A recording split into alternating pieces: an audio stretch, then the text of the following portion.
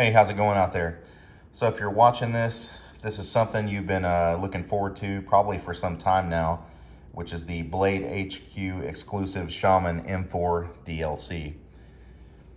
What we've got here is the Shaman in a black DLC blade. That's a diamond light coating and natural or jade in color G10 scales. They are translucent. Pretty sure that'll show up in the video there. You see the holes from the inside. So you can actually dye these. I've seen In the Pocket has a great video on how he dyed his in a pretty easy process, and Blade HQ has also put out a video on how to do that. So this is a sprint run, which means a limited number of these were available. I've seen numbers anywhere from 6 to 1,200, but I do know that they sold out in minutes. And unfortunately, I was not able to get one by that manner. I had to go the eBay route, which we won't talk about what I paid for this knife. It's kind of like Fight Club, you don't talk about it. So this one is made in Golden, Colorado. So you've got your USA made knife. So of course it's gonna drive up the cost. Let's talk for a minute about the steel, because that's really the heart of this knife. Everything else about this knife has already been done by Spiderco. They put out basically the exact same knife, it just had a different steel to it. This is the first time that they've used CPM M4 steel. So CPM M4 steel is a carbon steel and not a stainless steel. The pros on it are excellent edge retention, relative ease of sharpening, toughness. I've seen anywhere from a 62 to a 64 on the hardness scale. And the cons are that it's easily stained and may pit. So that's really only, constant moisture or salty environments, or if you just kind of don't take care of your blades. But hence the black DLC coating. So the coating protects against scratches and increases the corrosion resistance. The steel's used by a lot of professionals in the cutting competitions, and the bottom line is that you get excellent cutting performance from this knife. How good? Well, this is probably more a testament to the guy who sharpened this than it is the steel, but this is the first steel that I've seen, or the first knife that I've seen, where I can do push cuts on it. So literally, I'm not using a pulling motion like most of the time when you cut through paper. Literally, I'm just pushing down with the blade. So it's razor sharp right now. I mean, absolutely razor sharp. The best edge that I've ever seen come from the factory on this knife. And again, I'm not sure if that has more to do with the steel or it has to do with the guy who sharpened this, but it's probably a combination of both. This thing is scary sharp right now. Real quick, the specs of the knife. Overall length is 8 inches. Blade length is 3.58 inches. Handle length is 4.42 inches. The weight is 5.2 ounces, and the handle thickness is just a hair over a half an inch at 0.53 inches. So the knife features a compression lock right here. So you push this in and the blade closes. Now, the one thing that I've seen a lot of controversy and a lot of haggling over is the fact that when you have your finger pushed in on this compression lock, this piece right here will tend to push your finger out. You can see that right there. So if you're holding this with your right hand and you close it, let me see if I can get it. This is kind of hard to do with the tripod in the way. But when you close it, that thing pushes your finger out of the way. So what I've seen people do is basically, you know, they kind of swing it down, and then at the last minute, they're moving their finger out of the way so they'll go into the detent there. Honestly, I'm not a fan of that at all. I think it's a design flaw. I think what I may do is go ahead and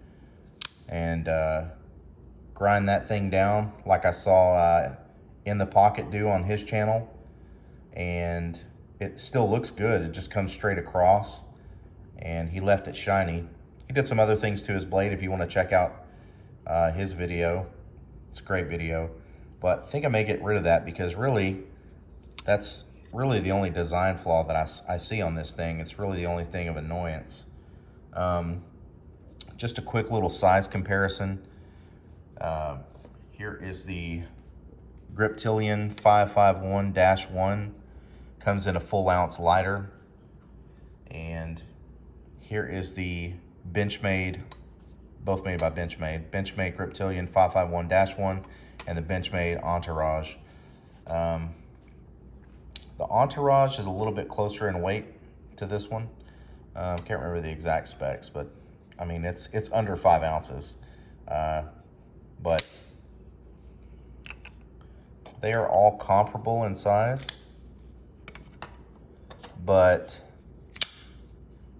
the Shaman is definitely bigger. You've got more belly on the blade here. You're just looking at a blade comparison. You can definitely see that there's more blade on the Shaman, and there's more blade on the Shaman than on the Benchmade Entourage as well. You can see there's quite a bit more blade. So just to give you a little comparison there, the Entourage and the Shaman, they look to be identical in overall length. The Griptilian is just a little bit shorter, and the Griptilian has a good blade on it too, but it won't do the push cut. Now if I pull the blade back and forth on it, sure, it'll shave paper all day, and that's still the factory edge on that. But that's really just to give you a little idea of the sharpness of this blade. And so what is this knife going to be used for? You know, Spiderco designed it as a heavy-duty folder EDC that can handle hard use. And, you know, that's directly from their website, directly from the guy that designed the knife. You know, it just feels like a knife that was built to work. And, you know, I see this as kind of a perfect knife for somebody that's, you know, working in a warehouse. You know, somebody that's cutting boxes open constantly, shrink wrap, tape. You know, I guess you could use it as a pry tool, whatever.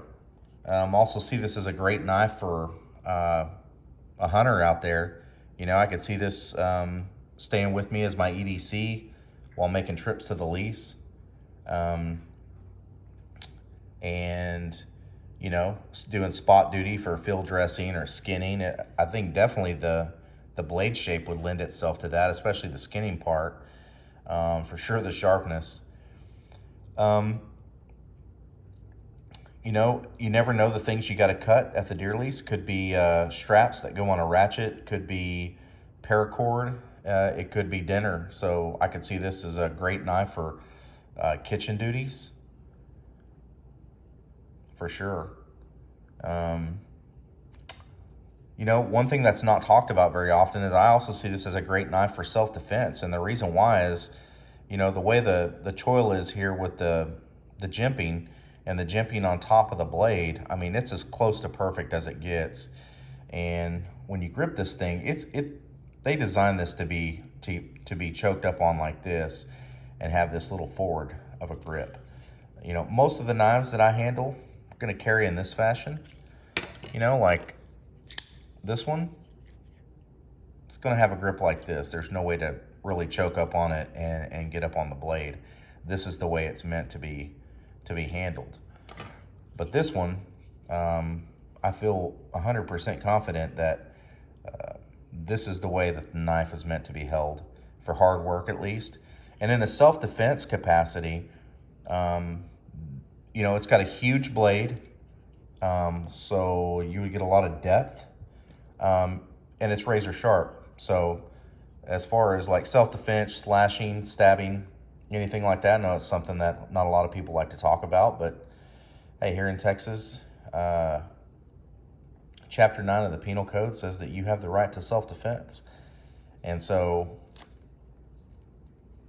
this would definitely be a knife that would fit the bill on that one, on that task.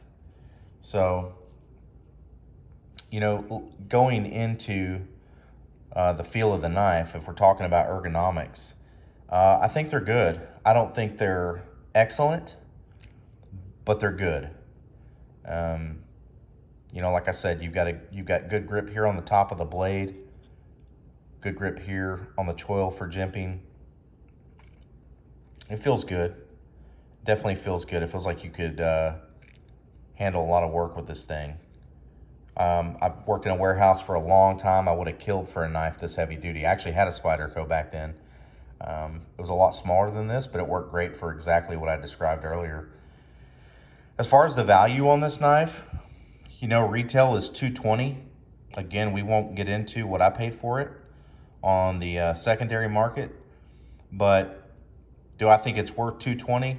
Yeah, I think with the premium steel they have on here, the CPM M4, yeah, I think it's worth $220.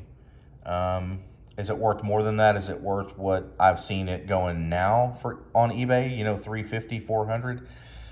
Probably not, but again, that's really up to, that's in the eye of the beholder. You know, that's up to the person, you know, actually swiping the old credit card or debit card and making that purchase as to whether or not this is worth it. I think it's a great EDC knife with a, you know, slight flaw here on the